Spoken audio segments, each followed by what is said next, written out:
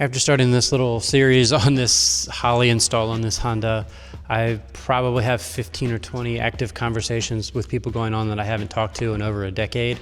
So it's been kind of interesting seeing how many people reached out as a result of it.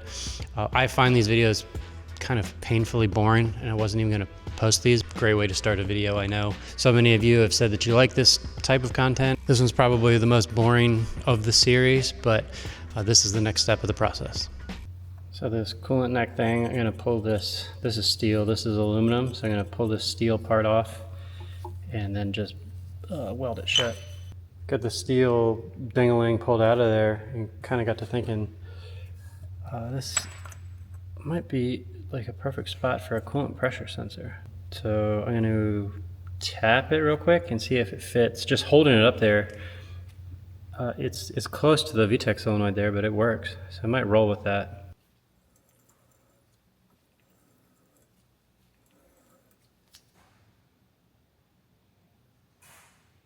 As long as the sensor has enough clearance to the VTEC solenoid, I think this will work. So it fits, and you can plug it in, unplug it, and bolt it up and all of that. It looks a little tight. I think for the time being, I'll leave it, and I might, depending on how I mount everything else, I might end up just remote mounting this. These cars, like typically, if you're gonna hurt one of these, you're usually gonna tear up a head gasket. So a coolant pressure sensor makes a ton of sense. I don't know, it's really tight right there, but at the same time, it's also completely out of the way of like banging into it or breaking it or whatever. Absolute worst case scenario, I'll just put a plug in rather than welding it. So I'll give us some options. Stupid breather box thing is all up in the way, so I'll pull that off and we'll just delete that, and we'll do crankcase probably off the valve cover or something. Header's back on, waiting on valve cover gasket, so it's just kind of sitting there. Got our coolant thing tapped. This is the coolant temp sensor, and somebody in the comments of my first video actually said that like a Chevy LS sensor will thread right in here, which I didn't even think to consider. So I checked into that, and that is actually true. So I got one of those on the way. This is the coolant gauge for the factory gauge cluster. I don't care about that. This is the fan switch for the factory. I don't care about that. This is the map sensor that we're not going to use, factory one obviously. Auto control valve is there, so I have to set that up as an output. TPS is right here, we'll have to swap that connector. Speed sensor's down here, so we'll have to figure that one out. Ordered another hose here to get rid of this dumbass thing. Starter's back in. I'm going to use just the factory radiator and fan for right now. So I'll throw that back on, and at that point I think we're actually ready to start laying the harness out and plugging all that in, modifying that, and we can actually start installing some stuff. Kind of happy all this nonsense is over. It's a little interesting that both these sensors are from the same company, and this one's got strain relief boot on here. You can see it just nice and secure. This one for the crank doesn't. And I want it to, so I'm going to actually depin this connector and put like a boot on the back side of this, so it's, you know, the wires don't break on the pins or whatever. So that'll be step one. And then I think I got to decide which inputs and outputs I want to run through the actual engine harness as opposed to through the can expander. So I've been depinning a bunch of stuff that I don't need, and just turned our 8 injector harness into a 4 injector harness, and repinned everything at the actual ECU connector, you know, for 4-cylinder for the correct, I guess firing order doesn't matter, but you know what I mean. And just been verifying that everything is the way it's supposed to be.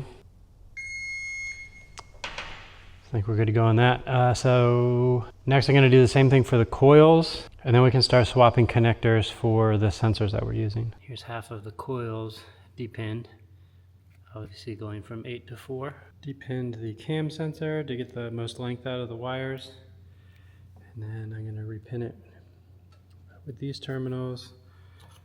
Use this connector, which is the mating connector on the sensor itself. Put a boot on it, and here's our crimpers.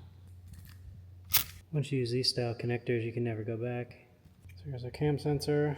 It's all set. I'm not going to shrink these boots or anything until I verify it all works. Basically, we're going to do the same thing with the crank sensor. So we'll start by taking this clip thingy off. And we'll depin it.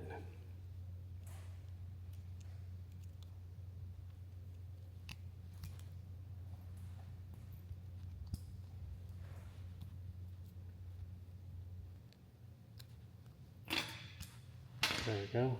There actually isn't quite as much wire. So here's what we're looking at. I haven't put any covering or anything on any of this yet. I still gotta set it in the car and probably trim some stuff and verify some stuff, blah, blah, blah, no one cares.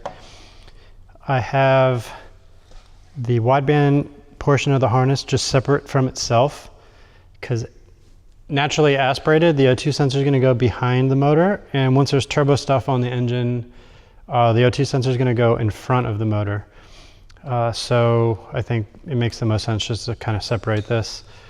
This is not a show car, but trying to make it make a little bit of sense.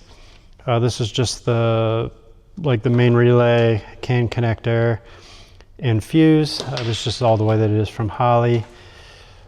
And all of this crap here, I'll probably cut back somewhere around here and put another connector on it, so that way the harness can just unplug from the car without having to like disconnect any wiring. But this is like fuel pump, switch power, kind of all that stuff that'll all be inside of the car. I figure probably somewhere around here is where we'll be going through the firewall. Then we have our input-output connector and our power tap connector. From here, everything separates. This is like the primary engine sensors, air temp, coolant temp, all that crap. And then we have a couple branches here. So this is the injectors. This is just 4 injectors now, which here is our 4 injector sub harness thingy. And map and knock sensor, I'm sorry, map and, oh no. Yeah, map sensor is down there. Map sensor, knock sensor, oil pressure sensor are all branched out separately. These will pretty much all go behind the motor. Maybe not the map sensor, but the other 2 for sure. Probably won't use knock sensors on this. We use an external knock monitor, but I don't know. It's there, it's 2 wires, it didn't make sense to cut it off. Here is our cam sensor with our new connector and our boot that'll shrink once we verify that it actually runs the car. Here is our new 4-cylinder ignition sub-harness thing. New crank sensor. Again, I'll shrink the boot once it's verified that it works. And here is the coils. Again, just set up for 4 cylinders instead of 8. And at this point, I need to change TPS connector, the map sensor connector, and I think, so this is obviously like the main engine harness.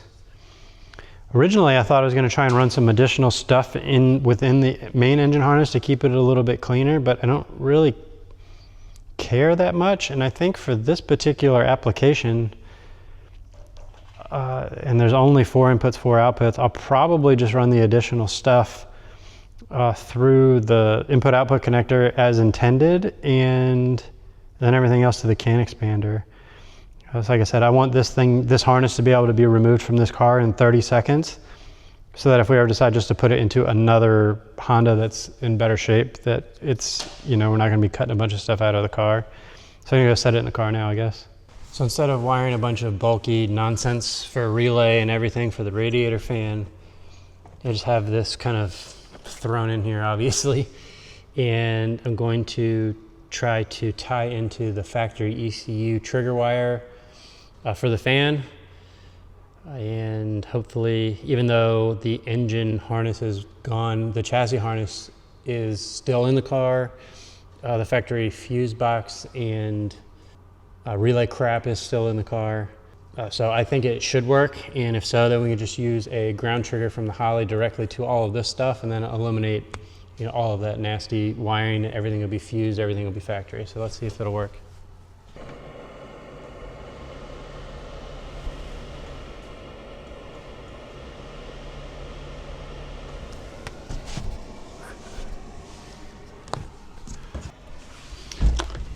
Ow!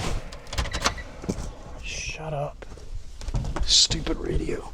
Okay. This radiator fan works.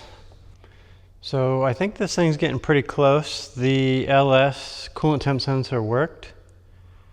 Ran to the store, got some stuff. Just miscellaneous. Nothing exciting, but trying to replace this hose that I just wanted to be one piece.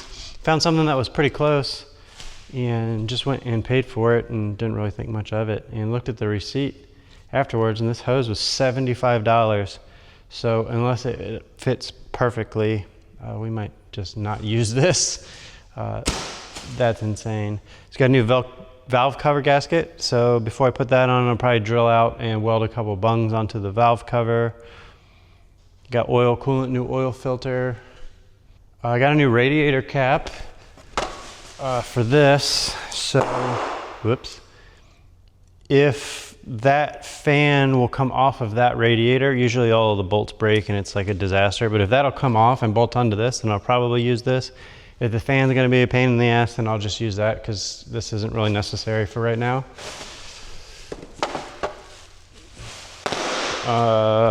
What else we got?